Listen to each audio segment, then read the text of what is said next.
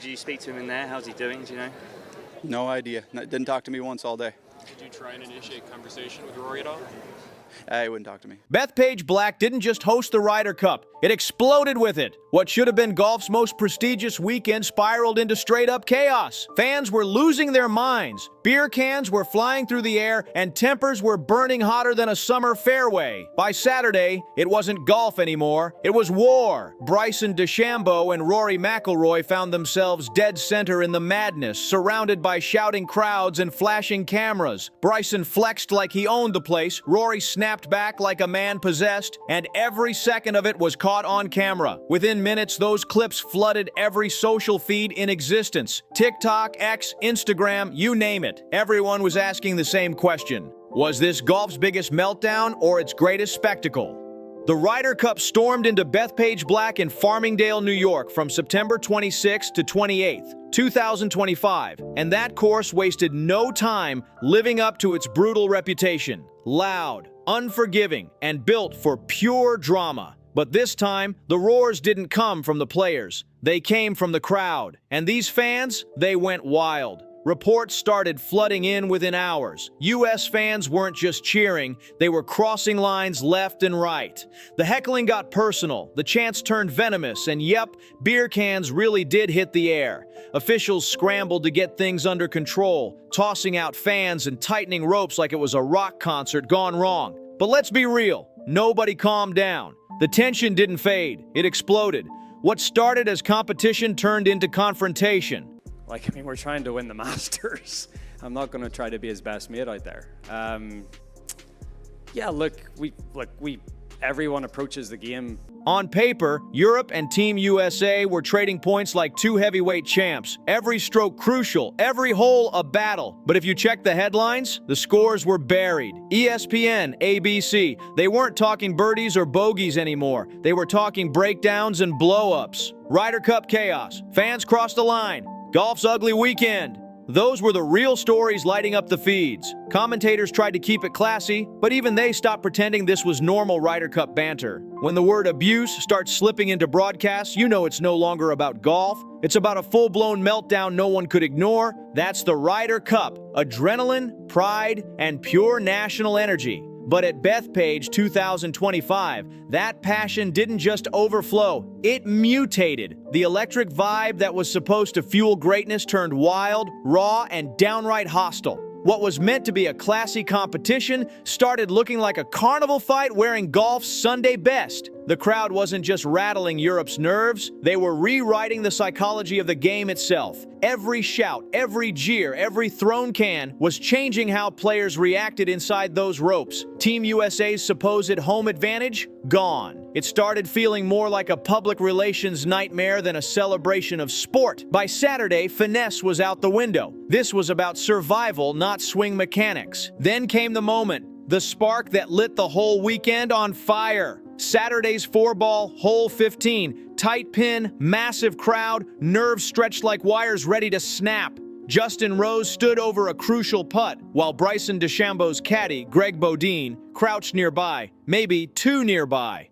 Rose sank the putt, turned, and snapped with a sharp gesture, motioning for Bodine to back off. And boom, the place exploded. Bryson's camp started shouting, arms waving, tempers boiling over. One more step, and it could have turned into a full-blown brawl right there on the green.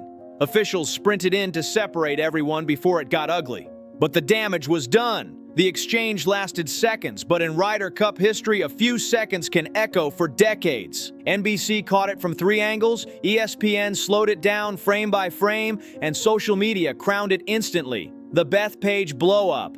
Was it gamesmanship, disrespect, or just two teams cracking under insane pressure?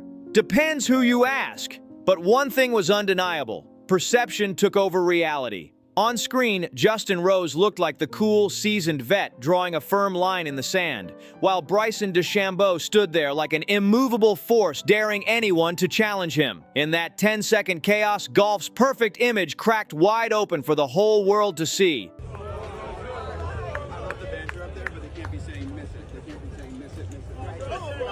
And fans loved it. Suddenly, the trophy didn't matter. What mattered was the face-off, the energy, the pure chaos. This wasn't just golf anymore. It was passion versus poison. Was this fire good for golf? Or was the game losing its class right before our eyes? Bryson DeChambeau didn't wait for the dust to settle. Not his style. The moment his round was over, he grabbed the mic and stepped right into the chaos like he owned it. To him, it was all just Ryder Cup intensity, his favorite way of turning drama into a brand. But true to form, Bryson couldn't help himself. He had to throw in a little spark, that sly grin flashing as he did it. He hinted that Europe knew how to work the crowd and that respect goes both ways. Boom, subtle shade with a smile. Then came the dig that turned sparks into a wildfire. When a reporter asked if he felt targeted, Bryson laughed and said some European players always seem to find the drama. He didn't drop a name, but he didn't have to. Everyone knew who he meant: Rory McIlroy. The media went wild. Bryson calls out Rory. That headline lit up every major outlet like fireworks. Did he technically say it? Not really. But did he let everyone believe it? Absolutely. Sky Sports turned it into a chest-pounding rivalry, while Golf Magic spun it into full-on gladiator theater. Overnight, Bryson wasn't just a golfer. He was the fearless American warrior stepping into the modern-day Coliseum, feeding off boos like they were cheers. It was iconic, chaotic, and exactly the kind of spectacle that makes sponsors sweat and fans scream for more. Was it smart PR or pure gasoline on the fire? Honestly, probably both. Tensions flaring at the Ryder Cup. We saw Scottie Scheffler, Bryson DeChambeau paired up with Tommy Fleetwood and Justin Rose. Justin Rose was not happy where Jibo, Bryson's caddy, was standing when it was Justin Rose's turn to putt. That's Bryson in a nutshell, a walking paradox of power and provocation. He says he's misunderstood, but let's be real, he lives for the mess. The louder the boos, the brighter his spotlight. And at Bethpage, he got everything he wanted. Hecklers to fuel him, reporters to boost him, and drama to make him unforgettable. Whether the feud with Rory was real or just smoke and mirrors, one truth burned brighter than anything else. In the Ryder Cup, perception is the scoreboard. While Bryson basked in the noise, Rory McIlroy was doing the opposite, fighting to shut it out. From the very first tee, the Northern Irishman looked like a man at war, not with the players, but with the madness. Every chant, every heckle, every roar seemed to hit him harder, and it showed. The scenes were unreal. What started as playful back and forth turned toxic in record time. By Saturday, the tension finally snapped like a golf shaft under pressure. NBC's cameras caught it all. Rory McIlroy, jaw locked tight, pausing mid-round before snapping back at a pack of hecklers who had gone way too far. Within minutes, the footage was everywhere. Rory's face, red, furious, veins showing, shouting that he'd had enough. It wasn't just emotion, it was eruption. Later that day, when he faced the press, the polite, composed Rory we all knew was gone. He didn't sugarcoat a thing. He blasted parts of the crowd for straight-up abusive behavior. But then came the gut punch. Reports said a beer can had actually struck his wife in the gallery. That was the moment it all changed. This wasn't about golf etiquette or sportsmanship anymore. It was personal. Rory's voice cracked with frustration as he said, "There's passion, and then there's crossing a line." That hit hard. You could feel it through the screen. It was raw, it was emotional, and it was impossible to ignore. Overnight, the media crowned Rory, not just as Europe's heart, but as its conscience, the man who stood up for respect in a sport built on decorum. But here's the twist.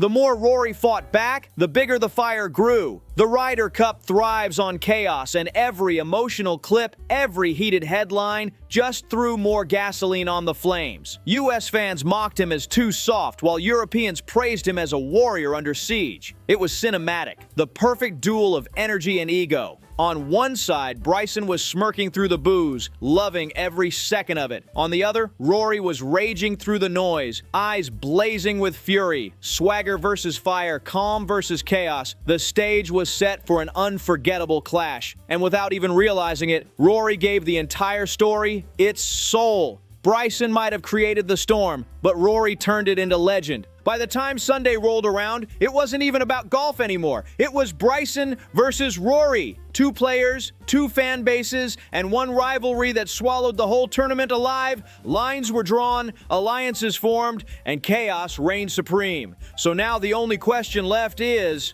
whose side were you on? Team Bryson or Team Rory? Hit that like, share, and subscribe because this saga isn't done yet. Not by a long shot. The shouting was wild, but the real twist came from the people nobody ever talks about. The caddies, normally invisible, background figures who carry the bags and fade into the shadows. Not this time. At Bethpage, they became part of the spectacle, right in the middle of the storm. Greg Bodine, Bryson DeChambeau's caddy, turned into a lightning rod after Justin Rose told him to move aside on that infamous 15th hole. But that wasn't some random flare-up. It was just one piece of a pattern that ran all week. When Scheffler and certainly giving a boost to the rest of the players.